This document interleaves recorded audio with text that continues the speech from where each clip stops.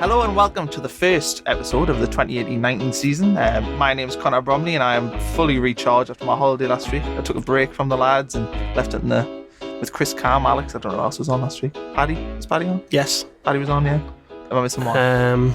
Probably. Yeah. Well, either way, it was a good listen. I listened back. Barnesy, man. The main guest, Nick Barnes, was on.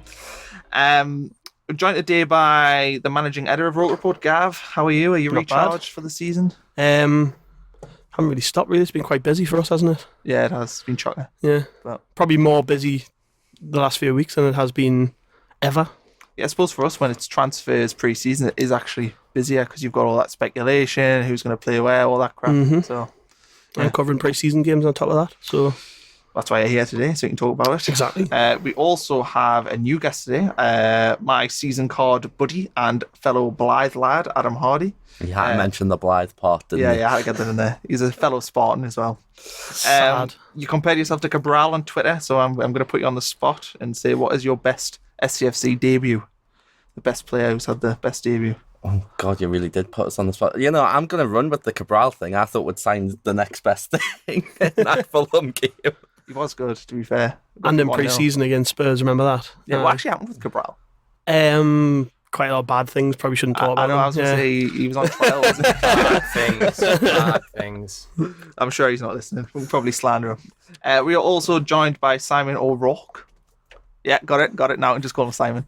So, how are you, Simon? You glad to be back? Yeah, glad to be back. Smashing. Always like this time of year, just week before the start of the season where everything is possible. Are you at the opening day? Yeah, I'll be going to the opening day and genuinely actually looking forward to it, which is a rare thing from a Sunderland match over the last couple of years, isn't it? Yeah, we played Charlton on the opening day in 05, 06. I think that's the last time we played Charlton. Andy Gray scored and then Darren Bent. I think they were on 10 men. Yeah. Well. Did Danny Murphy score like a cracking free kick in that game? I think he did. I think he scored the third goal or the second goal. I just remember us taking the lead and thinking, wow. And then it just like within 10 minutes we were behind. Capitulation. Yeah. Set the tone for the season. We're going to split the show into a few sections today. So we're going to look at the pre-season as a whole. Then we're going to move on to transfers, what else needs to be done with the squad, all that fun stuff. Finally, we'll be making some ridiculously early predictions for the season ahead, which will no doubt be totally wrong, and preview the Charlton game. So let's have it. So Gav, you asked a question on Twitter. I'm going to throw this out there. I don't think you were expecting to be on the pod, so you threw the question. I just thought it'd help. I'll throw this at Adam. It's his first question on the go. How much can we take from the promising pre-season? I don't think you can take much from it, to be fair. I know that, like, you should have a winning games breeds confidence and all that kind of thing, but we haven't particularly played anyone that testing. I think the squad's still got business to do in it, so particularly not much. Even the 6-0? No. I would, in terms of actual results, I would agree. I don't think you can take too much, but I just think that certain aspects of what I've seen in performances give me a bit of hope. We look very solid defensively. It looks like we've got a good keeper. I know Robin Router looked really good in pre-season last year, but McLaughlin looks really good. I mean, he made a great save from Paddy McNair on Friday night, and a bit of a Pickford-esque side volley up the pitch, Dylan and Gooch, which we nearly scored from. Looks a good keeper. So I like how solid we look, but also going forward, you know, he's got a good base with the centre midfielders, because the system we're playing is pretty straightforward, to be honest. But it's not one we've ever. I can't remember Sunderland ever playing like that, with, you know, two players just sitting in and holding, and then a four in front really who can just do what they want. If that's the way we're going to go going forward, I'm really pleased, because I mean, the football last season was probably the most tedious Sunderland football I've ever seen, and having a manager who, and we were told this before he came, St Mirren played good stuff but had a good base to build from every time they went out on the pitch and scored a lot of goals, then no matter what happens this season, at least it might be entertaining, you know. Simon, what do you mean? Yeah, absolutely. I never think, I agree with you, you can't ever take too much from a pre-season. I think with Sunderland this year, I would take a little bit of comfort from the pre-season, because Jack Ross said after Friday night, it's probably the most difficult pre-season that he will ever have as a manager because of all that's gone on around the Stadium of Light over the past 2 or 3 months. And whilst that's the first pre-season friendly I've actually been to, I'm reliably informed that at the start of it, the Darlington one, it weren't too impressive. So the comfort I take is that in that short space of time, they've got a plan now. So that suggests to me good coaching, because over the course of 2 or 3 weeks, the players know what they're supposed to be doing. They know the system. They know the way he wants to play, how he wants them to play. They know what they're supposed to do when they're in attacking areas. They know what they're supposed to do in defensive areas. I noticed, for example, they like to play through the goalkeeper a lot. Yeah. That's obviously a feature that we're going to see throughout the season as well. So basically, pat on the back for Jack Ross and his staff, because I think there's some good coaching's gone on in the last 3 weeks. They know what the plan is. They're going to stick to the plan. But results-wise, let's not worry about it too much. And another thing to take from it is that I think the last 3 games, clean sheets. Is that right? Yeah, if you're going to count half against Middlesbrough. Yeah. I mean, to be honest, that's something, isn't it? It at least shows that they're going out there like, well, it's not just about fitness. Let's get into the habit of being defensively quite solid. And the tone of I know we're going to get onto it later, but the tone of the way the game was played was like a league game, I thought. Maybe it was because it was Middlesbrough, there was a bit of a bite in there, but we were throwing ourselves into tackles, which you don't normally see in pre-season games. And it's good to see that the players are eager to impress. And that's the tone I'm generally getting from all of the players we've signed, is that they do want to be here. And they're all coming and looking at it and going, wow, what a club. I think if you look at it, it's been a gradual improvement. Every game we've seen something better. The squad seems to have grown, got to know the system better. And compared to where we were when we played Darlington, we're a million miles further. And as you were saying, Simon, that's such something you don't normally see. Last year we got absolutely tonked off Celtic 5-0, and this year we were the one handing out the tonking, which I think is almost a sign of that change in culture at the club. Yeah, it's the plan. It's the plan that encourages me. There is a plan. You can see what it's going to be. As you said, Gav, it's fairly obvious the way that they're going to want to play, but it's the fact that there is a plan. I really like Chris Coleman, but did he particularly ever come up with a plan? I'm not sure he did. No. Simon Grayson, thrown in at the deep end close to the start of last season, but again never really came up with a plan. David Moyes, let's not even go there. The last person before this guy who had a plan was Big Sam, and that encourages me. Yeah. Highs and lows of pre-season, Ian Hindmarch asks, so what's your big high moment? Is it the 6-0 or is it the performance against Middlesbrough? I would say the first half performance against Borough. If that game had went on another 45, I think we'd have won. I was really, really impressed with the way we played. And you've got to remember as well, that was without Reece James, without Aidan McGeady, without Duncan Watmore, without Lee Cattermole. McGeoch played about 5 minutes and we still looked really good. Football was good, everybody knew their job. If it wasn't for the post, we would have had 2 goals. And the foot of Darren Randolph, which kept Sinclair's shot out, thought we looked really, really good. And that was in a competitive game against a good side. Borough had the full strength team out. Man for man, they were the better team on paper, but I think we looked a lot more prepared than they did. And but like I say, the style of play so far suggests to me that we're going to be hard to beat. Add to that better players, and I think we're going to be a good side next season. I can't see why we wouldn't be. Lows, Adam? To be honest with you, I think in attacking areas, like someone like Gooch, who I think was very underutilised last year, and just seeing like how he's came on already at the start of pre-season, playing in a lower division as well. I think that gives you hope, and just the fluidity in attacking areas. Yeah, they do look sort of going forward. I like the look of the thought of having Gooch, Honeyman behind the front. And Maguire. Don't forget Maguire, having who's them looked sort very of players, good. though, that at that level, they've just got that quality. I think Gooch and Honeyman are going to be playing a division below what they actually are. I think they're both solid championship players. Yeah, I've enjoyed it. I enjoyed the Middlesbrough one. I saw the goals from St Mirren, and I liked some of the goals. I liked the way that they were built up and put together. But I should only really speak about Middlesbrough. I was pretty impressed, and again, the fluidity in attack. And we all need to bear in mind that there's an elephant in the corner of the room in that the number 9 doesn't play for the club yet. So given that they haven't actually got the focal point that they clearly want to have, I was quite impressed with it on Friday night. Defensively as well, I pick up your point. I think it was good.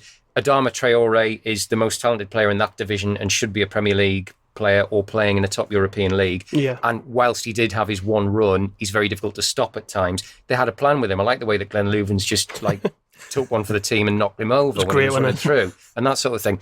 Set pieces, they were always going to be a danger. They've got big, tall players. They bought Aidan Flint, who's 6 foot stupid. And yet we were never bothered from set pieces, were we? So obviously thought had gone into that as well. It goes back to just the idea of planning and the sense that somebody who knows what they're doing is in charge. Yeah. Absolutely. Okay, so we're going to talk a little bit transfers, squad status. So, to SCFC March, I think that must be how you pronounce it. I asked Simon, are you happy with the transfer business so far? Broadly, yes. I think the very obvious thing is the centre forward, and I'm sure we'll come on to that. They will address it one way or another. Hopefully they can get the person or persons they want, but they have to get somebody in. They have to get somebody bigger, physically stronger than what they've got. Madge is promising, but he's not the person you want to build, hopefully, a successful campaign on as a striker. The thing that I'm not happy with, and I don't particularly blame the club, is I'm a bit disappointed that they haven't managed to shift some of, the famous five who just don't want to be there and that kind of thing. Again, I'm not blaming Charlie and Stuart for that. I'm certainly not blaming Jack Ross for that. It's up to those guys and what their agents want and what they're asking for, especially with Ndong and that sort of thing, who could have been out the door 3 weeks ago. I'm a bit disappointed that situation is still rumbling on, because I think it's hamstrung them a bit in terms of what they can bring in. And also, it's just part of the process of moving on is you just want shot of them now. I'm not particularly talking about Catamol. We can talk about him separately. I think he sort of stands in a little island by himself at the minute. He's a slightly different case. But the likes of Ndong, Djilobodji, that sort of thing, I'm a bit disappointed that there's not been more opportunity to get them out the door. At what point do the club start panicking about that? At what point do they look at Kone's wages and Ndong's wages, Djilobodji's, and go, we can't keep them? They've been panicking ever since they came in and got their feet under the table. They'll be panicking more now. When they wake up tomorrow morning and it's one day closer to August the 9th, they'll be panicking that bit more. They really, really do need to shift at least 2 or 3 of them out the door. Do you not think, though, that it's just the agents playing games? Because they'll know fine well, the longer they leave it till the end of the transfer window, the more likely Sunderland are going to be to have a reduced fee on them. Yeah, and it leaves a bad taste in the mouth, doesn't it?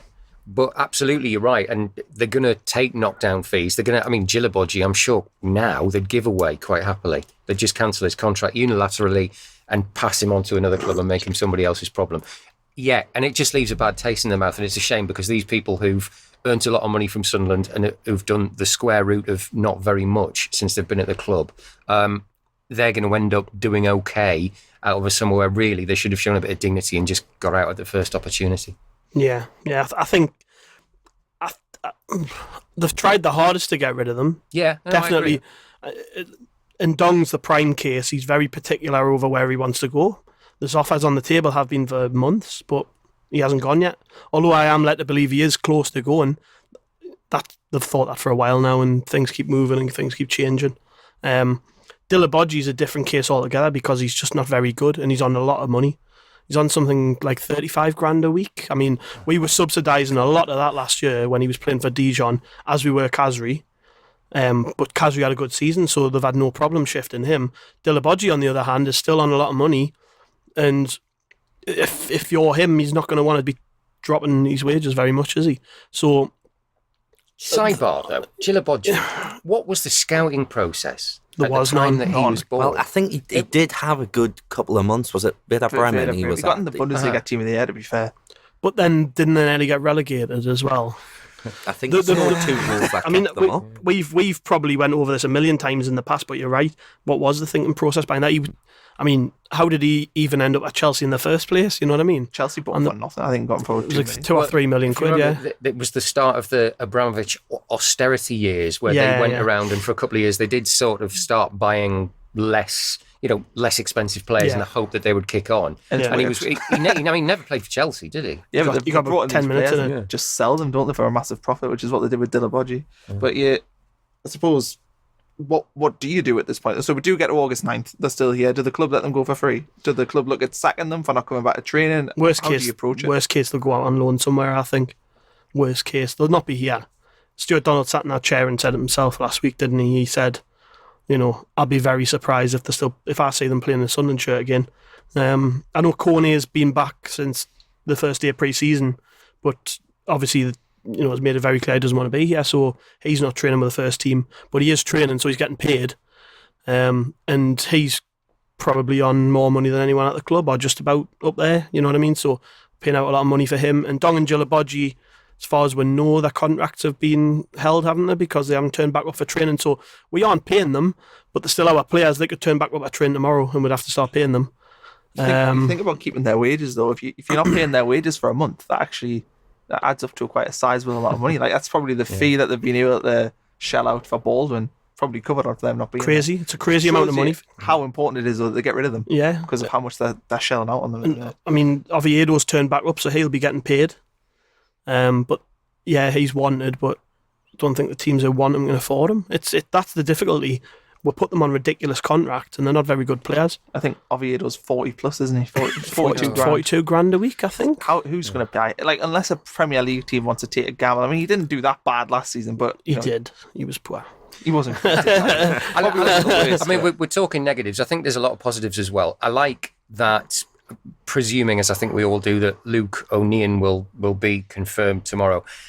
I find it quite refreshing that Sunderland and Sunderland fans can enjoy being excited about signing that sort of player, somebody who's young, who has done really well in the lower leagues and who might kick on and become something, rather than the sort of overprivileged, overpriced, bottom of the top pot that Sunderland have been chasing for the last 10 years. I think there's a breath of fresh air about the likes of him, of Jack Baldwin, somebody who's going to come and think, this is my chance at potentially a big club rather than this is a payday and that sort of thing. And I do like that about a lot of the signings that they've made. Have you ever dealt with Baldwin? Because obviously he was at Hartlepool. I've met him, but it was actually it was longer ago than I thought. It was, I think, 2014 that he left.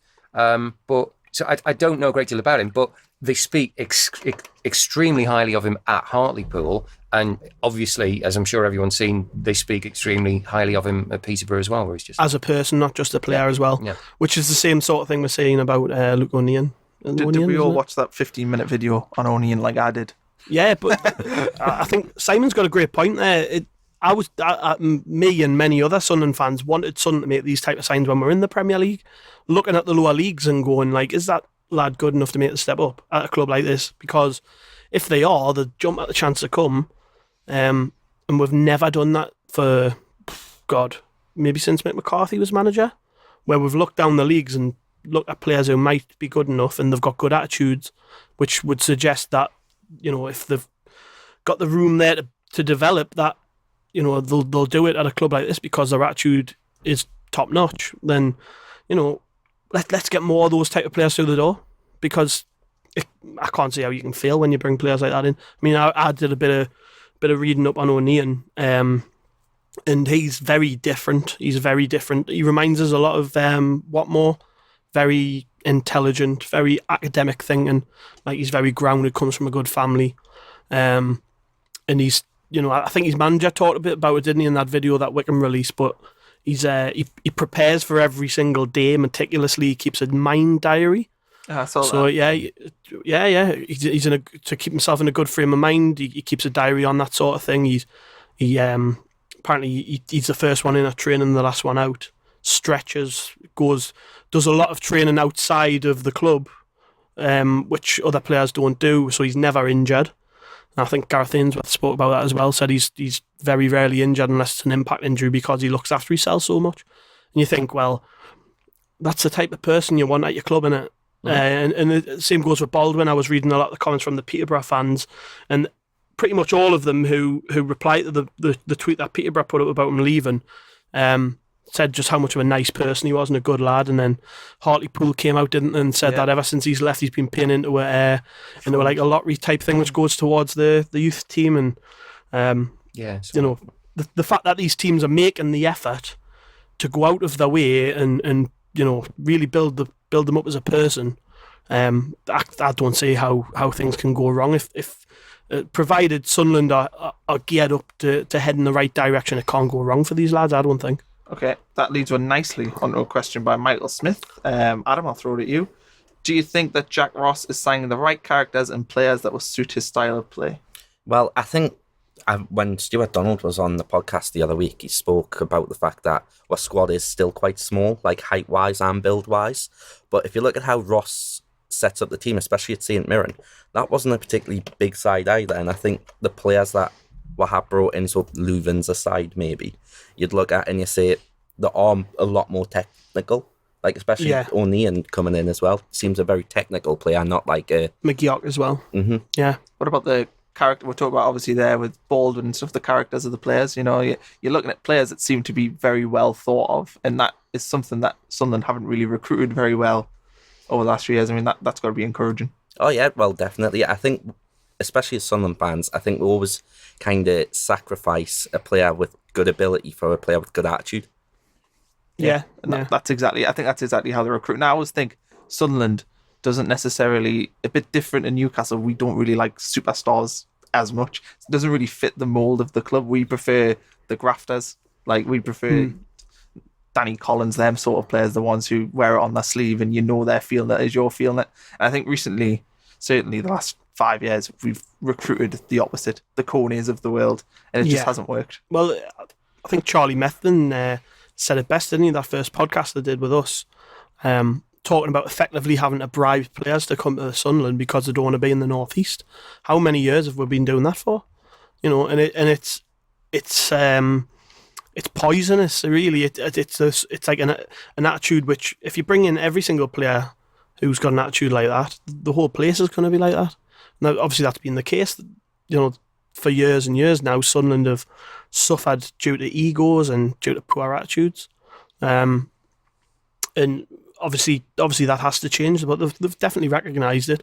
There's a certain. It's not only a certain type of character they've targeted, but it's also players of a certain age as well. In the main, we're looking at mid-20s players, pretty much in their mid-20s. Some of them who've fell out of top academies, or you know, at the age of 20, 21, being touted as the next big thing, maybe had to drop down a level to regain themselves a little bit.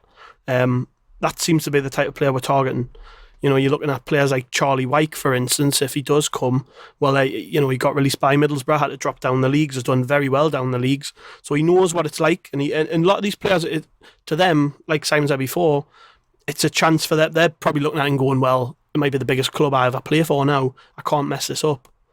And when you're watching the interviews with them after when they're signing, they're all saying the same things. I look around the facilities and it's amazing, this club. And you know, I think it was Baldwin spoke about having his breath taken away when he looked around the academy a light. I mean, I'm not. They could just be saying it. It could just be words, but I do get a bit of a different feeling about these players, definitely. And I think you've just got to hope it all gels quickly, because if you're going to win the league, you need to have a good start as well. And not having the striker in is the only... The main negative for me coming out of pre-season is that our main striker hasn't been in amongst all of it. And hopefully it doesn't hurt with too much when we play Charlton, because they've had a bad... I mean, I know we're going to get on that later, but they've not had a very good pre-season themselves in terms of recruitment. And maybe that's one thing we've got to consider as well. Look at the teams around us in the league and think, like, all right, we've maybe had a tough time, but look at the squad we've got compared to some of these teams. You know, we've brought down some good players as well.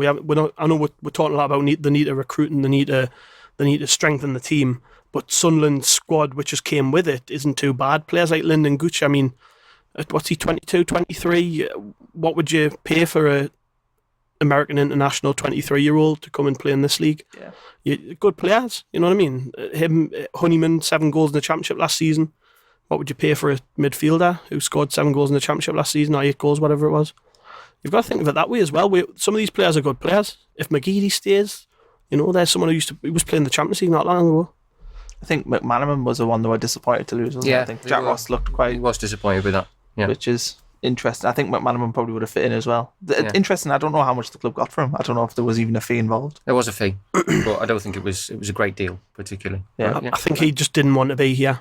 And once he made that very clear, it was Wigan as well, wasn't it? Yeah, I mean, that's where he made his name, and it was an emotional pull for him as well. Yeah. I like it. I like the. I mean, Jack Baldwin was a captain, wasn't he? Glenn Louvens was a captain. I like that side of it as well. Louvens really highly spoken of by Sheffield Wednesday people as well, just in terms of his leadership and his presence around the place, that sort of thing. Jack Ross actually in his press conference after the half of football on Friday night made a point of mentioning. He said he's not come here just to see out his career. He said he's already an important voice around the place, and he's only been in the building for like a week and a half. I like that they're doing people like that. You're right, the forward is still, you know, you can't really complete the sentence, can you, until the forward's there. For what it's worth, White would be my choice. I came across him a bit when he was at Carlisle, after you quite correctly said his career progression. within months at Carlisle, he made himself the main man. They liked him. They were very disappointed when he left for Bradford, but they understood why he left for Bradford, to make the step up, because that's what he wants to do in his career. I think he's a good age. I think the route he's been about, the sort of player he is, I think he would be a great fit for what they're trying to do. But hey, let's wait and see who comes through the door. What about Billy Sharp? Billy Sharp's the one I still think the interest in Billy Sharp. I think once Sheffield United make their moves, I think he'll become available. I agree. I don't want to excite the fans. This is no inside knowledge. This is my pure. It could be, but I think if that sort of thing's going to happen, that'll be August the 8th, August the 9th. Yeah, agreed. Because you're right, it'll be Sheffield United will have got player A through the door, and then that might. It is interesting. It is interesting the way they've tried to recruit, though. I mean, they're bringing in, they've brought in and are trying to bring in strikers with a different set of characteristics to Sharp. I think they signed David McGoldrick, who's been on trial, but he's been brilliant in pre-season. I think he scored in every game. And then apparently they're after Waghorn. But the other names that were mentioned were like David Nugent, and strikers were a little bit different to Billy Sharp. The difference with Sharp is that he's Sheffield United through and through. He's the captain. Off the pitch, he does a lot of charity stuff in Sheffield with his family. I think his wife's involved with that all sort of thing. They're very settled in Sheffield, and whilst he might not be first choice, he's still going to get off the bench and be still probably an important part of the squad. So it's about whether he thinks playing every week's more important than that, isn't it? And let's not miss the point. I think ideally they would like to bring in 2 strikers, not just one.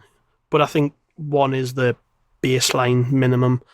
If we don't, because you got to think Sinclair's been brought in, but I don't think he's been brought in to play as a target man or a lone striker. Well, he's played out wide on the left a lot as well, hasn't he? And I think that's kind of why he played against Middlesbrough as well. So where do you see Sinclair playing, Adam? Do you think you'll see him playing a lot, or? Well, it depends on we're not going to play with 2 up top, essentially, are we? So I would imagine if he does start, it will be in a wider position instead of through the middle. I'd be surprised if he's came here not expecting to play games. But I made this point on Twitter the other day to somebody. The one thing that people have got to remember is that we could be playing 60 games this year. Yeah. So when we're talking about, well, he's not going to start every week, or will he play every week? It's a pointless argument, because over those games there's going to be injuries. We're going to be playing 2 games a week. There's going to be cup competitions. There's going to be people out of form. You need to have a lot of players, I think, to win a league. So that's why I think 2 more strikers is important. I like Madger. I think he's got a lot of good, raw ability. But I still don't think he should be at the club this year. If they get 2 strikers in, I would loan him out. I would let him go down the league, and I would let him play every week in a League 2 team. Even in the conference, just get him out for a year, playing every week. Because he's not going to. I think he'll see himself at that level, though. But he should, because he'll learn a lot from it. I don't think he's going to play a big part at all this year. I think that's interesting. I think he's a talented player, but what experience does he have? If he's not starting every week at Sunderland, he's still only young. He's only 19. Get him out, even for 6 months. Get him out on loan somewhere for 6 months. Play every week. Get roughed up a bit. Score some goals. Come back a better player, more wise player. You're going to be better off doing that than sitting on our bench, because the fact that we're targeting strikers tells you he's not first choice. And while I'm saying we need a big squad and it's going to be a long old season, I think with 2 more strikers plus Sinclair, I think you can probably free him up with Watmore coming back as well. Watmore should go down and storm. Obviously they'll kid gloves with him coming back. But Sinclair, I think I agree. It's going to be 4-2-3-1, isn't it? Mm-hmm. And Sinclair's a line of 3 player, and I think he can probably play anywhere across that line. I think touched on earlier, Adam, you were saying earlier when we were speaking, I think that the first name on the team sheet for the line of 3 is Gooch. I think Gooch will play most of the games because he's been impressive, and I think it suits him really well, that role as well. And then you're looking at the likes of Sinclair, you've got McGeady to chuck in there as well if he's still at the club and that sort of thing. And then hopefully, and Magic can be involved in that as well. If he's there. Take your point. I think it's an interesting point about going out on loan, but whether or not they're going to find themselves in a position to be able to even have that conversation, I don't know. Yeah. But I think the good thing about this transfer window is I think you can still loan players out afterwards for a little bit, can't you? 31st. Yeah. So it's not an immediate decision we have to make. If come deadline day we sign a couple of strikers, they've still got time to try and think about it. If they bring in Wake, he's going to be out probably till September anyway. So might make sense then to have Madger there until the end of the window and then loan him out. At the end of August and then loan him out. Like you say, it is interesting. Does he see himself as but from what I gather, he's a grounded lad, and he's very, he listens to advice. There's never ever been any sort of rumours about him being. No. I remember. I might have spoke about this ages ago on the podcast, but family member works at the academy and work a lot specifically with the scholars and the young players, and he knows Maja very well, and he says he's probably the nicest kid you'll meet. Very respectful. Always stops to chat. Trains hard, keeps his head down. So. If somebody like Kevin Ball comes along and says, look, it's a good opportunity, you go out for 6 months and get some games on your belt, he would take it, I'm sure, because it's better. I just don't see the point in keeping a player with that much talent and potential sitting on your bench for 6 months when he could be playing every week, come back a better player. But it all obviously relies upon us signing a couple of strikers, doesn't it? And the more time goes on, the less convinced I am that that's going to happen. But then, of course, there's always deadline day, and it's mental, isn't it? We've had some mental deadline days in the past, but I do think this time, if we get the last couple of days and we've still got itchy feet about, could just do with another player here or there, we will get them. I think that's what this recruitment team are about. I mean, I know there's been a bit of stop-start with the progress on certain transfers, but I think once it comes down to nitty-gritty, the last couple of days, I think we will really throw our weight about if we need to. Simon, what else do we need? I think if they get O'Neill in, then I'm comfortable enough with central midfield. It was interesting to see, just in however long he was on the pitch, 15 minutes. I mean, it's basically, I think one of the ways that they got Dylan McGeoch to sign was basically by saying, here's the keys to the car, you drive. Because he's going to run the team when he's on the pitch. And it's going to be who's alongside him. And I thought I was quite impressed with Flanagan when he stepped up. Actually, I think he's going to be a useful guy to have about. Utility guy, isn't he? Yeah, he was all right. George Honeyman will sort of nominally probably be in the first choice. Currently, would be alongside McGeegan. Happy enough at midfield. Defensive options. Now they've got Baldwin again. Reasonably comfortable with that, assuming that the likes of Kone aren't going to be about. You could possibly get another body in defensively. I'm not sure. Basically, it all comes down to strikers, doesn't it? That's it. It's the start of the conversation and the end of it as well, really. I think they could probably do with a centre-back, to be honest. Well, didn't the manager come out after the game and say that he was... come out after Baldwin signed and said he was happy with his central defensive options now? Yeah, he did. I think it was something along... He either said that or he said, I think that's our business done in that position. Yeah. To be fair, yeah. I mean, we've got obviously Flanagan who can play just about any defensive position by the sounds of it. There's Ozturk as well, remember? Yeah, and he was a lot better when he came on.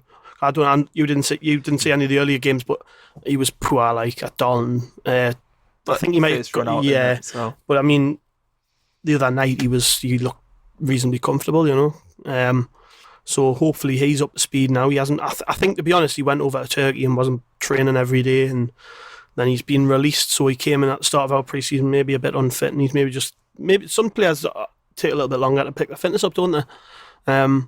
He was liked at Hearts. He was Hearts captain, wasn't he? There's another one. We're talking about captains. Yeah. He was captain at Hearts for a while, With 3 centre-back captains. Well, that's important, though. It's really important. I mean, having leaders all over the pitch, right down the spine of your team, is important. Like you said, McGeoch's going to run the team.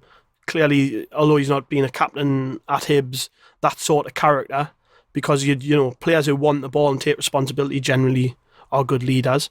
And we just need that big, powerful number 9 for the rest of the team to work off. Players like Gooch are going to thrive if we get someone big up top.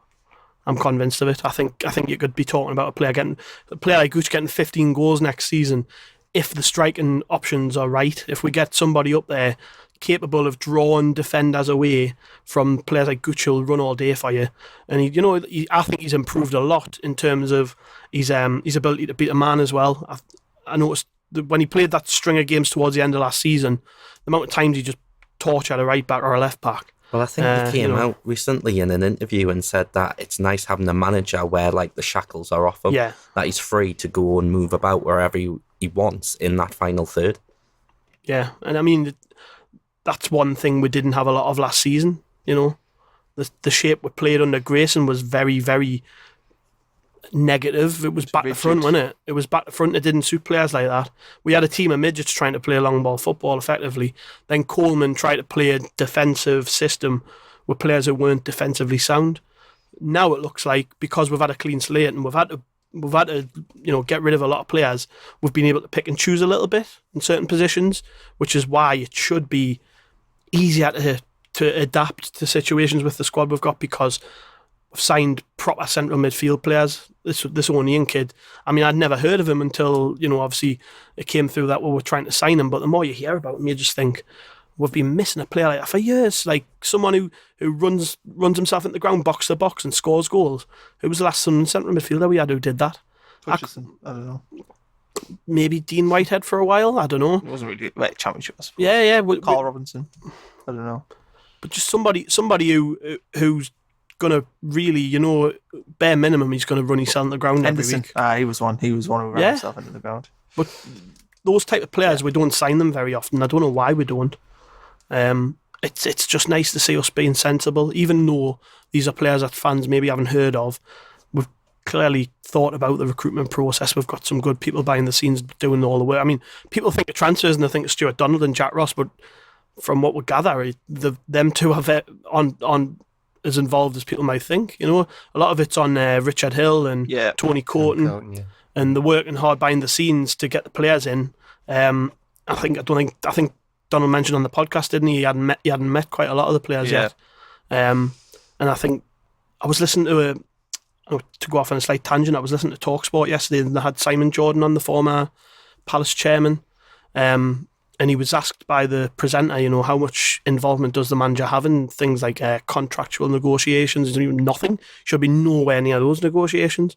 And I think a lot of football fans don't actually understand that, do they? They don't think of football manager, don't they? Yeah, you're yeah. sitting there and you're negotiating them with the player, and that's not. So I think off the pitch we seem to be geared towards the right thing, in terms of recruitment. One thing we haven't talked about, by the way, is the under-23s and the. That's on the list. It's on the list. We'll get there then. If I'd moved on to something else, then you could have, It just sprung to mind there. Yeah. No, I was actually going to ask, what do we make of the fact that the club are seemingly, even though the urgent problems with the first team, they're still working behind the scenes, bringing in what I think we've brought in 4 under 23 so far. Adam, what do you make of that? Do you think that's interesting? I think they probably realised that we were pretty short in that area, because we lost a lot of players over the last couple of years from the under 23 group. I think especially last year they struggled quite a bit, didn't they? Yeah. So there's no problem sort of bulking it out, having a look at players, they're free and available, and if something comes of them, then great. Do you think any of these are going to be anywhere near the first team? Probably not this year. No. So you think they've been players like Max Johnson? I looked at him and I was like, there is a chance that he could get the number 2 role. But they're trying to go for a specific type of player, so they've been released from top academies. They've put them on short deals. You've got a year to prove yourself at Sunderland, And they were obviously playing one was from Manchester United, one was from Liverpool, Swansea lad. Yeah, Everton. You know what I mean? So the targeting these lads don't come through them systems unless they're talented. You know what I mean? You don't come through at Man U at any level if you're not talented, because they can recruit all over the country. But they obviously offered them professional deals as well, because we're talking about 20 plus players. So I mean, a colleague of mine has said a couple of times, and I like the way he says it. He said, "Don't underestimate how good you've got to be a bad footballer. Yeah, to get that far, you know what you're doing, and that kind of thing. Yeah, I mean, when Stuart Donald has been sat in this chair or the chair that you're sat in, doing the podcast with yourself, he's made a point of how important he sees the academy going forward, hasn't he? Because it's a remarkable resource for a club in League One to have, and given that they're looking to basically reboot the whole club, they want it to start producing more, don't they? And I think they've been quite upfront about that. So I'm not surprised they've made a number of under-23 signings. There's no guarantees with under-23 signings, but I think it's a worthwhile investment to try and do that and see if you can start that ball rolling again. It's risk-free, isn't it? Mm-hmm. Yeah, particularly with so many of them coming through in the first team as well. And you look at the squad that we've had pretty much throughout pre-season, and it's the glue that's held it together, isn't it? The academy players.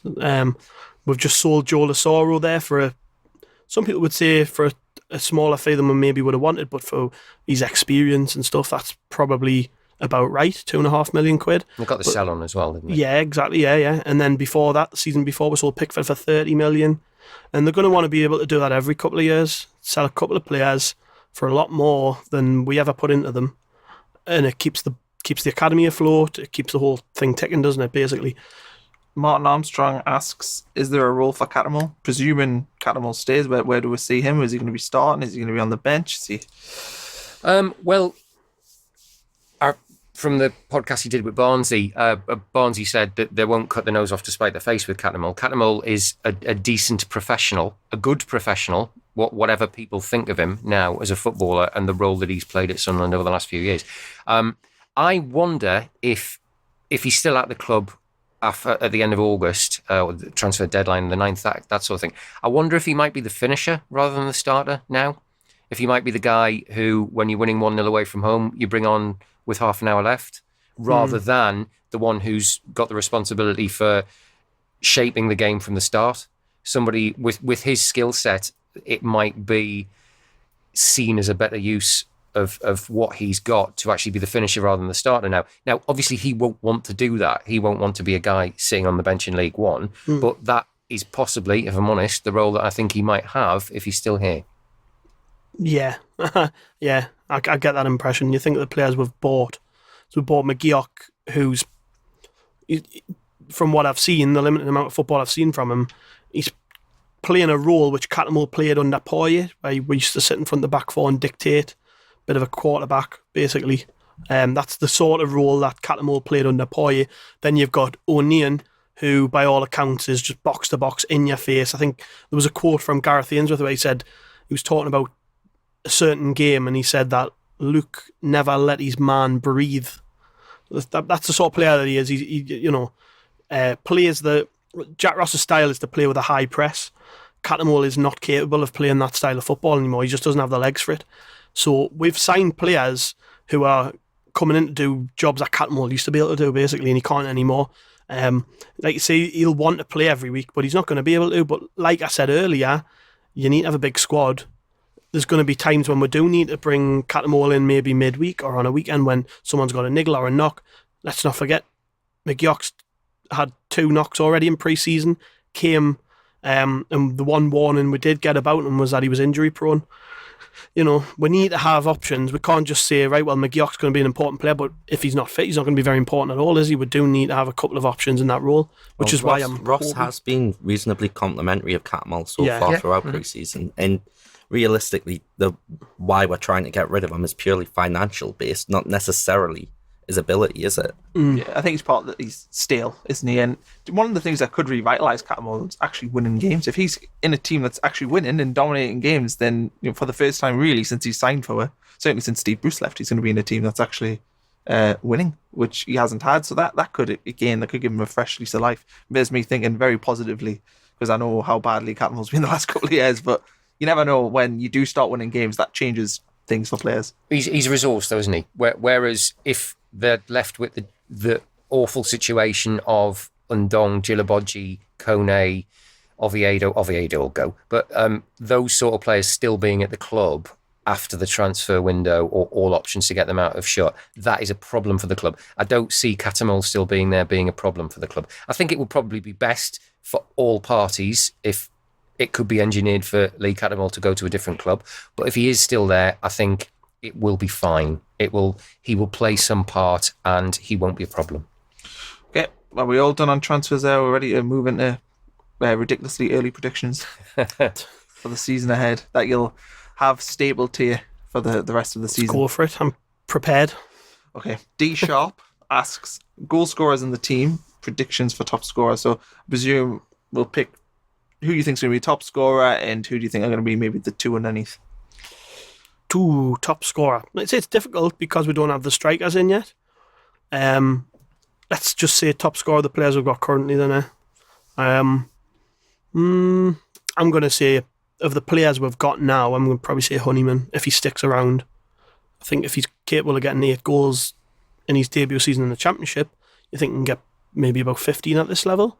The one, I mean, he has got a lot he needs to work on in his game. But George Honeyman, one thing he is good at is being in the right place at the right time, making late runs into the box. If we're going to be playing an attacking style of football, players like him and O'Neill are going to be, a godsend next season because they will score goals. So I'm going to say of the players we've got now, Honeyman, if we sign Billy Sharp, then Jesus Christ, he'll get 25 goals for you, no bother. He's never scored less than 23 or something at this level when he's played not even a full season when he did that as well. So he's going to be almost a guarantee of promotion, to be honest. If you put the rest of the squad with him in it, you're talking... Very optimistic. Yeah, but you are looking at, though, like a guarantee of goals. There's not many players you can look at and say, when you have the right, he's going to score you that many goals. But we know that he's 20 plus at this level. He's always been very good in League One. So I think... I agree. Yeah, I think that's why you say Honeyman. You think Honeyman's likely to go? I know there's been rumblings. People. Well, do you think it's interesting he's not came out and spoke about his future or his commitment to Sun, whereas other players have? There was an interview on the club website, though, right at the very end of the season, wasn't it? But then I'm talking about since the uncertainty came about his future over the summer, because it has been talked about pretty openly. It was by the owner on our podcast. You know what I mean? Agent stuff. Yeah. But the thing is that some of those players that were singled out have come out since and spoke about how they were committed. I mean, Gooch was the big one. It was last week, wasn't it? Yeah. Came out and spoke. I'm here. I'm ready to knuckle down. I want to get promoted. Great. It'd be good to hear something like that from George Honeyman. He hasn't been captain in pre-season as well, like in most of the games. And you'd think if he was kind of agitating for a move, then obviously Ross wouldn't hand him the captaincy. Pre-season, but still. But I still think, if a championship team come in with a decent offer, then he might go. But is Honeyman the sort of player, though, where he would complain if the club, say somebody offered $1 million and we might, no, we want $2 million? Would he be the sort of player who'd, put in that transfer request, or is he? Maybe not. No, but he's a local. He's a good age, and he got quite a lot of goals at that level last season. There's going to be teams who wouldn't mind a sniff of that. I think. How long has he got left in his contract? A year. A year or two, yeah. He doesn't have two now. I can't remember when you last signed a new deal. I don't think that the length of contract, I don't think, is an issue for the club particularly at the minute. Yeah. We know who his agent is. There is that thing that until the window's gone and there's no chance of him going anywhere, then there is always a situation, because he's a saleable asset for what is in Sunderland's squad at the moment. He is a saleable asset until the end of the window. Probably so is Gooch as well, but Gooch, obviously, all the sounds are the right sort of sounds. I think Gooch is the guy who should be the second. I think Sunderland's top scorer next season doesn't play for the club yet, and Gooch, I think, should be looking to score double figures in League One next season. Do you think we should criticise the club for not getting that striker in for our pre-season? No, they're the hardest beasts to catch. They're the hardest players to sign. They're the most important players on the pitch for any club. They're highly prized and they're difficult to sign. And Sunderland haven't got as much money to play with as they've often had in the past. It's important to sign the right one as well. You just don't want to kind of have a striker offered to you and decide, all right, okay, we'll just sign them because it's available and we need one. So happy that the club have done their best. I think it was Paul Hurst, the Ipswich manager, came out and said, everybody wants a good striker and nobody wants to sell them. Mm-hmm. So it's difficult. I would want, how do I word this? I would criticise the club if I thought they weren't trying, but they are. The big one for me was and it kind of flew under the radar a bit, but when we tried to sign Canberry before he went to Hibs, we put a lot of money on the table. He came to Sunderland, looked about, loved the look of the place, but Hibs had a clause which they exercised and got him very, very cheap. His club weren't particularly happy because they stood to make about 400 grand more from selling him to Sunderland. But he went to Hibs, where he's probably going to have a good career there because the fans already know him and they love him. But we really tried to get him. You know what I mean? We really tried to get Lyle Taylor. He just didn't want to move. It's just circumstances have been unfortunate. White got injured in pre-season. Tell me he wouldn't be here by now if he hadn't got injured. Because I think he would have. I think he would have played 2 pre-season games if he hadn't picked up an injury. Push White even though he's injured. Yes, and they've said absolutely. That they're going to. Yes, I think so. So do you think they're negotiating on some sort of, I don't know, a lower price if he's injured? Or I've got a feel, this is based on nothing, but I've just got a feeling to be here before Charlton. But obviously he won't be able to play. Yeah, but I've got a feeling. As you've touched upon as well, it's that fine balance, isn't it? Because Bradford probably accept that he's going to move on this summer, but they won't want him to move on until they've got somebody who can at least adequately fill their number 9 shirt. Yeah, I think they've signed somebody, haven't they? They've signed somebody on loan, haven't they? They've signed a big striker. I can't remember who though. Is it Magennis from Charlton? Kyle McNennis. No, Oh, maybe no. Northern I think Irish he might international. have went to Bolton. Yeah, Who I did? think they did. Bradford have signed somebody in the last couple of days, Right, but I can't remember who. But I think he's 6'3". So you're looking at it and you're thinking, yeah, that's it. I think the man just came out and said they want 2 strikers, but that's got to be a White replacement surely. They know he's leaving, like you said, Simon. They know he's leaving. It's a case of where he goes, isn't it? Bolton, yeah, it was Bolton who signed that player. So, but Bolton are the competition for White, and if Bolton have signed somebody else, they're not in as much of a rush to get a striker through the door. Who else is going to stump the money up? I think Wigan were rumoured, but they don't have the money.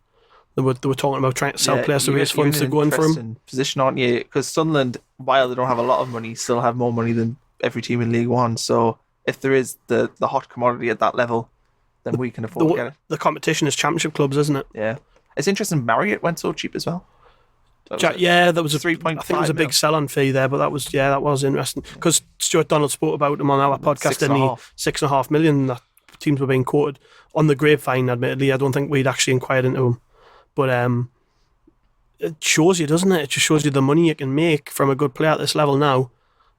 Peterborough have always done well, though, haven't they? Really, I think they've managed to hold on to Marcus Maddison so far, but he'll go for a lot of money eventually too.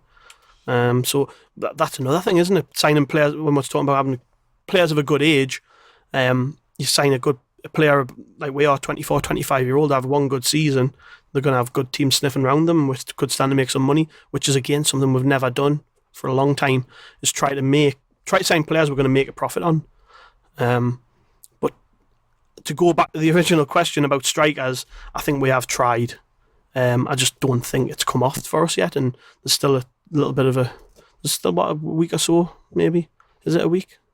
Couple of weeks maybe, Yeah, aye. So we've still got time. Just ideally everyone wants them in yesterday, don't they? But it's just not been the case. Do you think, while this is sort of a dig at ourselves, do you think Stuart talking about targets on podcasts and on Twitter helps? I don't know. I'm not in the situation where we're. I don't know. I don't know if clubs negotiating. will listen or care really what we're writing or talking about on. I don't know, because I think now it's got the stage where like national outlets are picking up stuff we're putting out there. It's difficult, isn't it? Because it's raw news going out. But the thing is as well, you've got to remember is that it's a good. I agree. It might be a good bargaining chip for other clubs or agents if they know Sunderland are definitely in for players because it's being put out there. But I don't think it's cost us anybody. I wouldn't say it cost us Mo Issa. No, I don't think it has. I just think my gut feeling on that one was that was always going to happen. He was always going to go to Bristol because the manager and son thing, the father and son thing between the two managers, he was always going there. We were used to drive up a price. And the price was high as well in the end. 2.25. We were quoted 1.5 and he goes for 2.25 eventually. It's like... Interesting, isn't it? All clubs prefer the cloak and dagger approach, and they prefer the transfer business to be done totally below the radar and to produce the press release and for everyone to say, oh, look at that. Yeah, didn't know that was happening. Which we have actually done. Yeah. Well, exactly. They have once or twice. I don't know. I think they'd prefer, probably if you asked Tony Coton and that sort of thing, he'd probably prefer if Stuart hadn't said one or two of the things he did. But you know what? I've really enjoyed it. I've really enjoyed hearing it. I've really enjoyed the way he's come and sat in here and the way that he's interacted with fans. I take your point. I don't think it's actually done me harm. If he's decided to or been advised to back off just the transfer side of stuff a bit, so be it. But it's been great, hasn't it? It's been great fun. Brilliant. It's just...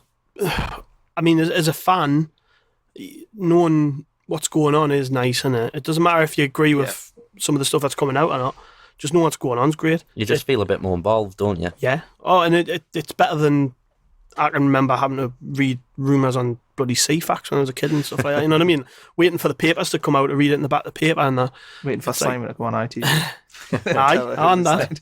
But like, it's nice to know that what's going on is I guess legit. There's been very little speculation in the way of Sunderland, hasn't there? A lot of it's been quashed straight away by Stuart Donald on Twitter.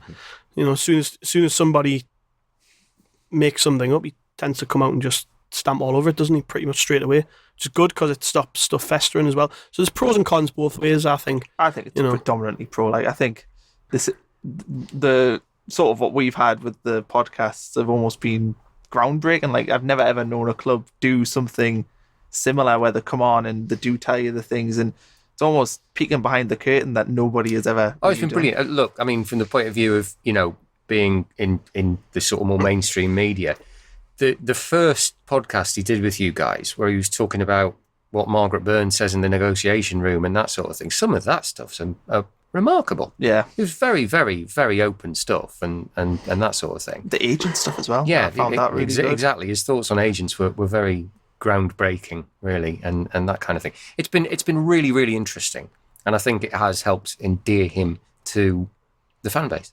Yeah, I think it's been good. I think, and it's not just the podcasts either. Like, by the time this goes out, it'll be Monday morning, but he's at the AGM, isn't he? The Red and White Army AGM, doing a Q&A. We'll be there tomorrow. But it's not just that. He's going around meeting fans. He's meeting fan groups. Taking time out of his day to meet people when he is up here. And I think that will continue.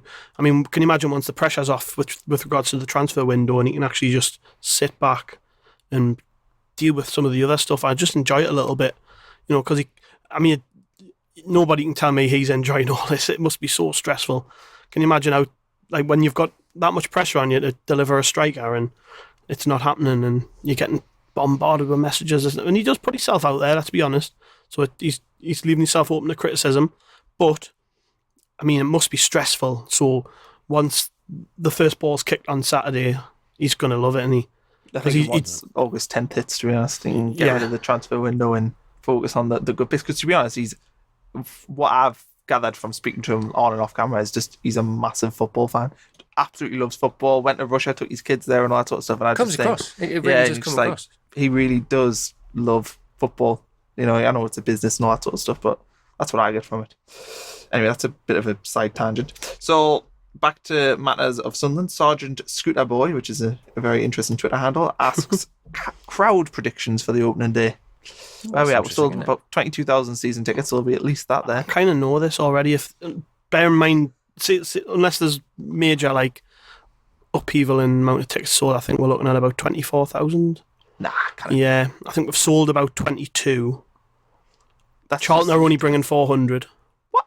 Yeah. Really? Yeah, it's like an early kick-off in it, and it's on TV, so... but Charlton are only bringing 400 in there. Between pretty much now and the weekend, the club have got to try and drive ticket sales. But the thing is everybody who wants to be there, all my mates, like, I've got a big group of friends, half from Sunderland, half from Newcastle, but all the Sunderland lads, a lot of them didn't have season tickets last year. They've bought them this year because they've really bought into everything, what's going on. Yeah. So people who want to be there have probably bought a season ticket. You're going to struggle to sell match day tickets, I think. Yeah, it might be interesting though if they sign a big name striker, let's say for example Sharp. They managed to sign him during the week. A couple of new players maybe. Then that might drive tickets up a bit. I've got a good idea for them. What they should do is they should put a tweet up saying, if you want us to sign players by until we hit 28,000, we are not signing a player. That could work. I'd be probably about 25,000, or I don't think it'll be above 25,000. Bear in mind it's August as well. People go on holiday in August. So I think it'll probably be not over the top massive start with a 3, but I think it'll be a good solid crowd, and it will be the crowd that they get for the opening game against Charlton. Probably won't be the biggest crowd they get throughout the season, but it will be bigger than any other League One club will get throughout the season by an absolute. They'll probably be 10 times bigger than the likes of Akron in that, who are in that league. Wimbledon, they only play in front of 2,000-3,000 people, which is just crazy. It's only really us, Pompey and Bradford, isn't it? I think. Charlton as well. Charlton, do they? They're about 12, 13.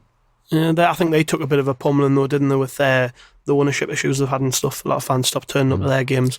Plymouth do all right as well. Yeah. They're not bad. They're a big club. I don't know how many Oxford and that play in front of. They seem to be. They've got a decent sized ground, haven't they? But I don't think they'll get many through the gate there. I was thinking that there might be about 28 there, to be honest. I was thinking. I hope you're right, but it's, I agree. Of the conversation I had on Friday, I don't think we've sold much more than 22,000 already. Yeah. Well, last season, we sold 20,000 season tickets, but the crowds never dropped below. Officially, obviously, I know the season ticket holders didn't go, but it never dropped below about 24. I think was the lowest we had. Amount of times I sat there though, and I was like, "There's no way there's that many people in this ground." Yeah, but it'd be interesting. I don't know. I mean, I would just be surprised if they didn't sell at least 2,000 or 3,000 on the day sales. On the day? Like, not on the day, just normal It tickets. is on Sky as well, though. It is on a Sky, lot of which doesn't people help. that are kind of at that halfway house. Should I go? Should I not go? Yeah. But think about it another way. Count your blessings in one respect. Had this summer not happened, had Ellis Short still been the owner, God. and who knows who would be the manager at this point, and still the awful situation that has been going on for the last 2 years before the change of ownership. What would the crowd be then? It would probably be under 10,000, and you just have to think at least there's enthusiasm going into this now, and it, at least they should top 20,000 on the first day. Hey, that's good. I think we actually had 16,000 sold, didn't we? Before the new owners. Yeah, and then they made a big push to get 17, then 18, then 19. It just kept going, didn't it? Yeah, and it did well. Alex Jones, who I actually know who's a Rochdale fan, and Jack HS asks, who do we see as promotion challengers? Cough, Rochdale. Any outside ideas apart from Rochdale? I don't expect Rochdale to be up there, to be honest. I was having a look at the league table before I came along here, and like who's in the league this year, and I had a look at last year's league table as well. And I think the scary thing from Sunderland's point of view is that it's not really that scary, the league. There's not one team I can pick out who I think they're definitely going to do well. They're powerful. They look good. Obviously, you look at last season, Shrewsbury finished third. They've lost their manager, but you'd presume that they'll do all right again. Scunthorpe are usually up there in that division. Burton are always up there in that division. Barnsley should be okay. Charlton should be okay. An outside bet, I would fancy Portsmouth to sort of push on towards the promotion side of things, but there's nothing to be scared of. And I'm not. I know this is such a work in progress, and if Sunderland, Stuart Donald and Jack Ross is going to be a great volume, we're only up to about chapter 3, so it's hard to make bold predictions about what's going to happen, but I don't think there's anything for Sunderland to be scared of in that league next season. So Simon says we're league champions. Early prediction, we are going to win it by a country mile. Beat every team, there's nothing to worry about. Gav, what do you think? I think Barnsley will do well, always do this. They're a bit of a yo-yo team in this league, aren't they? Yeah. And they've still, they'll be praying they can hold on to players like Brad Potts before the transfer window closes. A good player in Championship. We've been linked with him, haven't we? Yeah, we got quoted a bit too much, I think. I think everyone has. They want about £2 million for him. Yeah, it's a lot of money for a player who's probably only worth Puts the Joel Asoro transfer in perspective, though. It does, but at the end of the day, he's probably Barnsley's best player, and they're going to want a lot of money for him. It's just what it is, isn't it? So I reckon Barnsley. I think Portsmouth have signed some good players, big home crowds, which will help. I think they'll do well. They were unlucky last year, weren't they? I think. Just missed out on the playoffs. Yeah. They got Kenny Jetta, though, haven't they? Signed the centre half who we should have signed and didn't because the last regime offered him a bit too much, didn't they? The guy from Burton. Offered him Is it 10 or Naylor? 15 or something. And he was Is he only called on 2. Naylor? Tom Yeah. Naylor. Tom Naylor, yeah. They've signed a good player though. And the outside one would probably be Luton because they played such a good brand of football playing in League Two. It doesn't. There's not a big gap there. I think they'll do all right. So, but like Simon says, I don't know. For one, I don't know the league very much, but there's not much scaring us like at all. We came down with 2 poor teams, didn't we? And we've strengthened a lot more than they have. Yeah. So that's what fills me with a bit of hope. Because tends to be, especially in League One, the teams who drop out the Championship always seem to do well regardless. But Burton have lost some decent players, and to be honest, didn't have a very big squad anyways. Barnsley will just probably be there or thereabouts. But I mean, we've got it with the amount of. I know we haven't spent a lot of money yet, but we've been able to bring in good players like McLaughlin, McGeoch are both above this level in my opinion. Even though I've only seen them in pre-season, from what you hear about them and then what you've seen in pre-season, you've got to think probably above this level. And we've brought some good players down with us. I'd be very surprised if we're not there or thereabouts. I just think it's more about can you keep your best players fit, because that's all it was last year for me. If we'd signed some bigger lads through the spine of the team and kept our best players fit, we might have stayed up last year. And we had didn't. a goalkeeper. Yeah, and that. Goalkeeper, And possible at least we've went to address those issues. So in a roundabout way, yes, I think we'll do well, and I think probably Barnsley, and then after that I'm struggling maybe Pompey. Adam? Yeah, well, it's all about momentum, isn't it? There's always one dark horse that always creeps up, and you foster that winning mentality, and you never know who could do it, you know? Yeah. So Rochdale for you. Nah, probably not. No, you're not doing that. I don't know anybody who plays for Rochdale. That's Ian Henderson? I think they've got a striker called Ian Henderson. Yes, they do. Yeah, I think they've done all right last I year. do didn't they? generally check the Rochdale results. I feel really ignorant, but I just don't know enough about the It's league. funny that though, because my sphere of football knowledge is literally the Premier League Championship, because Sunderland's always been in them, and I've always kept an eye on them. Generally, one of the North East teams is in the Championship. Dropping the League One, I've only been to 3 League One games in my life, and they're all at Leeds when they were down there. I've never ever been to League One games. Like, it's a brand new level. All the teams I've never seen play. And it's going to be quite an experience for Sunderland fans, especially home and away ones. I think what you will find is that a lot of the teams see Sunderland as a big scalp, and we've got to be able to cope with that. That was the same last year, really, though, as well. Wasn't Yeah. it is fine. I think it's part of the fascination, isn't it? I think everyone, and this is a thing for supporters more than club, although it is very important the club get it right as well, that Sunderland need to be humble next season. Even if, as everyone hopes, they're spanking teams every week, they still need to be humble. They don't need to give it the big I am, give it the big high and mighty. We shouldn't be here. We're just tourists who will be out of your league, Tin Pot League. They shouldn't be like that at all. They should be humble. They should be gracious, and they should go and create the right impression. Supporters as well, wherever they go. Yeah. The supporter things are. I think the supporters will, by the way. Yeah, but that comment Charlie Methven made about the supporters in that first podcast about realigning expectations. Because some people, and you see some of the comments on social media, have we signed this player yet? Why have we not spent money? Blah, blah, blah. You think people have just got to calm down, like put faith in the people that you're obviously quite enthused by, and Donald, Methven, all the people they've put faith in behind the scenes, and just calm it down, let them do their job, relax, because they do know what they're doing in my eyes. And I think people have just got to remember where we are. We're not in the Premier League anymore. You know, the amount of times I've seen, who's that? Who's this player we're signing?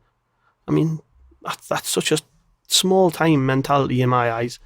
Look at where we're at. We're in the league. We're in the third tier. We're signing players who are proven in this division or above, and you've got to hope they've got enough to get over the line come the end of the season. But until everybody is on that same wavelength, and I think we're getting there. Once everyone's on that wavelength, and we're going to the Charlton game, and everybody, I don't want people on their case after 5 minutes like there was last year. I mean, I was down at Hartlepool and it was absolutely vile. The crowd was vile at Hartlepool, and that just reminded me of last season. I was like, I hope it's not like this come Charlton, because it was vile. And that's one game, I know, but the impression I got coming away from there was that people don't understand where we're at. You know, booing players because they were making bad touches in the pre-season game. I mean, that's not going to help anybody. We all need to be on the same page, and I do think we're getting there. But until we are all sort of on the same level, it's going to be difficult for the club to move on from where we've been in the past. Do you think, I thought it was due, Adam, since we sit together, do you think the Charlton game will go down 1-0 early on? Is that going to be a defining moment in the season? As stupid as that sounds, could that be a moment where we'll go, oh God, I cannot believe it's happened again. We're down 1-0, crowd turns on the players. You know what might happen? Depends on the nature of the performance, really. If you can see that they're making an effort, that they're trying hard, that level of performance is acceptable, if you will, then no, I don't think that they will necessarily turn. There'll always be people, you know what my dad's like, for example. But you can't please everyone. But on the whole, if they rock up and they can't put 2 passes together, then yeah, there probably will be. Does that not worry? Like, that's what worries me, is we've done all this pre-season, we've got the new ownership, and then that opening day and things don't go right from the start. And I'm just worried about I'm not saying it'll happen, but I'm worried about like that snowballing, and we just can't get out of that. Well, you could be talking about the Derby game from the start of last season, because the exact same thing happened. With the week before being battered off Celtics, everybody was back down to base level in terms of morale. Went 1-0 down, and the team battled their way back into the game, and should have won. For a month or so we looked all right, didn't we? And then it all went sour. But I think that you could have been talking about the Derby game last season, because that was the same sort of feeling that people had last year. What will happen if we go 1-0 down? And to be fair, the players reacted quite well, because there was a few moans and groans, and I think Galloway had been at fault for the goal, hadn't he? And we managed to get ourselves back into the game. I think if you can see what this is the thing about pre-season as well. I've watched quite a lot of it, and you can see what they're trying to do on the pitch. And I think provided the majority of people can see what they're trying to do in terms of the style of play, I can't see it being a massive issue. Like, I think they've signed. I think was it Stuart Donald was talking about Maguire, wasn't he? And he says he'll not shrink, and he know that's obviously something in the back of their head. They know what went wrong in the last couple of years, and they've tried to sign players who won't find Sunderland an uncomfortable place to play, because a lot of them have. A lot of them just, I mean, how many times did players go off with injuries, niggles and stuff, and you thought, you don't want it. And I'm speaking very prematurely here, but I'm hoping that the players I've brought in now aren't going to be like that. What do you think the atmosphere will be like with the lower bowl just being open? Do you think that'll improve it? It's not. Look, there's no getting away from it. It's not a good look for a club to have to shut part of the ground, is it? Yeah. It's not a good look. Interestingly, very well publicised compared to other clubs that have done it, because I don't. Villa did it as well. Did they? There you go. I didn't know that. It should just acoustically. It should probably improve the atmosphere. I think it'll be fine. Just to touch on the opening game thing, I don't think we should read too much into the opening game or the opening couple of games. I was interested with what Nick Barnes said on his podcast last week. I think he's probably right. It's quite a tough start in terms of the fixtures Sunderland have got. Sunderland are basically a rip it up and start again, blank sheet of paper, new team. We all hope they make a good start, but if they don't, I wouldn't be overly throw the baby out with the bathwater, that kind of thing. Just give it some time.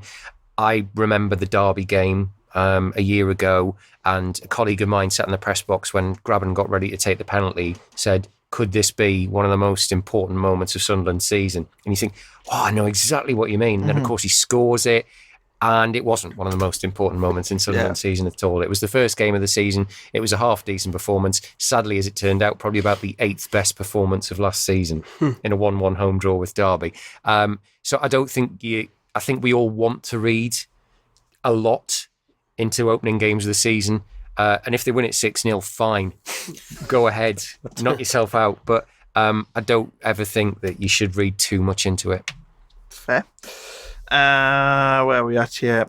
Ross Collier. What is par for the season? Would the playoffs be a disappointment? Now, I've got my own view on this. I think that anything less than champions, for me, is a failure for the size of club we are, for the money we've got, for the calibre of manager we've got, calibre of players we've got. I think if they don't win the league, I'm not saying right now if you offered a second I wouldn't take, because I would.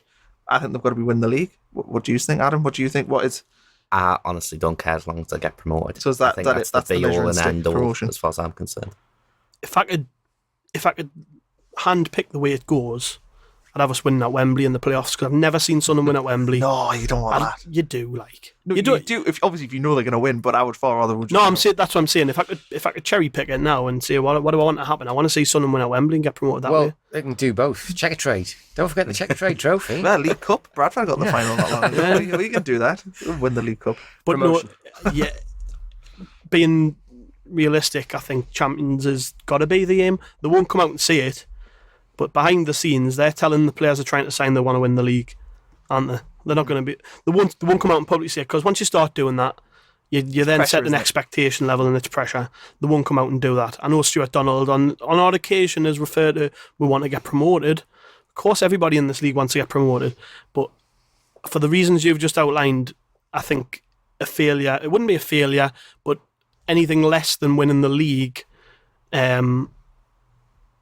What's the word? Anything less than winning the league wouldn't be us meeting our target in terms of all the things you said, the size of the club, the level of player we've got, the manager, I think the setup. You could forgive it if it was like last year where Blackburn and Wigan both finished well up clear of everybody. I can't even remember who won the league. It shows how close it was. I think They both finished on a lot of points, didn't they?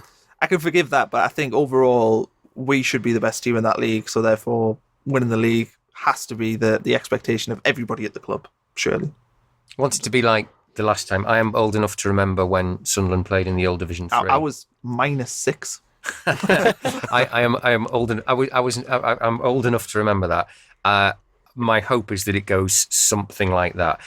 But overall, given the upheaval at the club this summer, I think if the four of us were sat in this room this time next year, looking ahead to the first game of the Championship, then that would represent job done, no matter how it got done. We'll book you in then. We'll get you in for that one. Sunday in a year's time, we'll get you in for the podcast previewing the Championship season, where we'll be looking for promotion again. To the Charlton game, we've ran 150. We always seem to run well over an hour now. Charlton game though, team prediction. Adam, I made you do yours beforehand, so get it on your phone. You can go through, because obviously with so many new players, you might forget them. So you want to go through your team, and then we'll criticise and say you're an idiot. McLaughlin, Love, Lubins, Baldwin, Matthews, O'Neill. So we're in pending midfield signs, now, obviously. McGook, Honeyman, Gooch, Madja, Sinclair.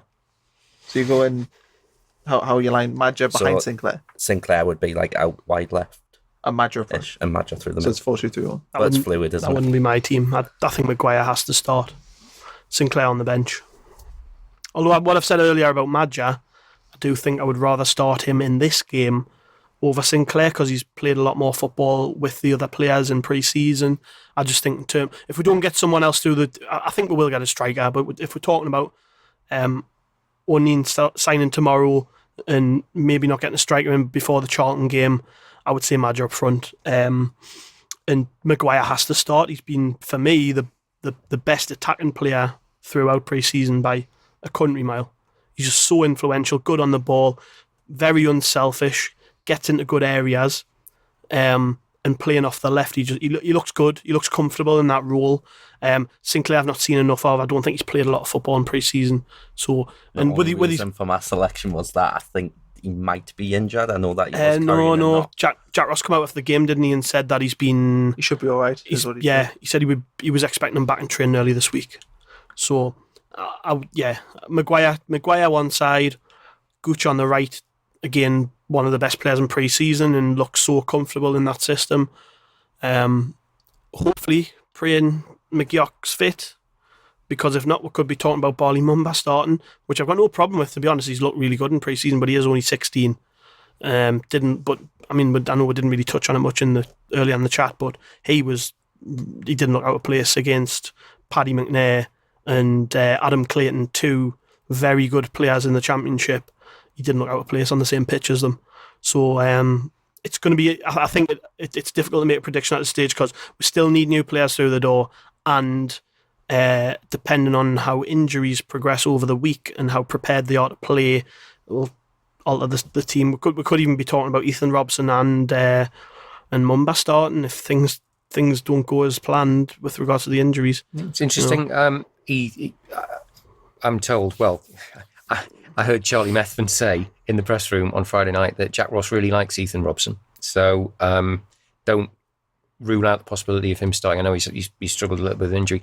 Just to chuck one in, I agree basically pretty much. I think probably Matthews will play because even if he's fit, I don't think James will be deemed to have played enough football. So I think probably Matthews will play. McGeoch, obviously, if he's fit. The one I wonder about for first game of the season is if fit, if still at the club, I wonder if he might be tempted to play Catamol alongside McGeoch in that deep role, just as a kind of a safety blanket sort of thing, and because of experience.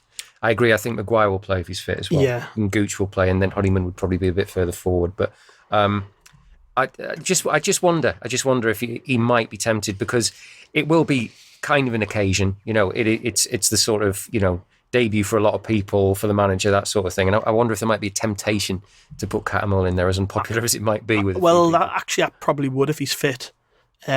Also looking at Charlton's midfield as well, I think they've got Darren Prattley now, who's a big old Good unit. signing. Good sign for this level, but he gets stuck in as well, and you're going to need some battle in the middle. I mean, if Catamol can give us a good hour, then I'll be happy.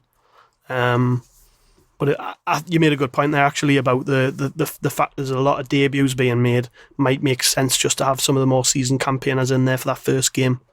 I do think Catamol will start if he's fit, because he's been featured quite heavily in pre-season. Him and McGeoch, if they're fit, in the middle. How far's McGeady away? I'd be surprised if he was under consideration to start. He's just not played enough football, and he's had niggling injuries throughout. He's a great guy to have to sit on the bench, isn't he? Even if he can give you 15 minutes on Saturday, I'd have him on the bench.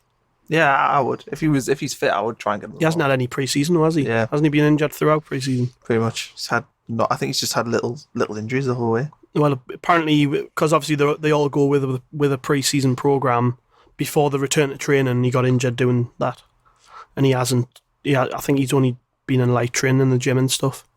So it might be a bit much to expect him to play any part actually on Saturday. I don't think they'll risk him.